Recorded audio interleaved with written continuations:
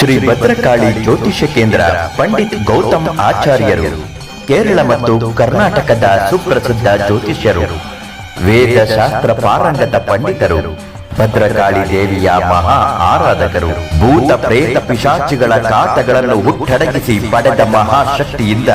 ನಿಮ್ಮ ಜೀವನದ ಅನೇಕ ಸಮಸ್ಯೆಗಳಾದ ಮನೆಯಲ್ಲಿ ಅಶಾಂತಿ, ಗಂಡ ಹೆಂಡತಿ ಕಲಹ, ಶತ್ರುಕಾಟ, ಮಾಟಮಂತ್ರ,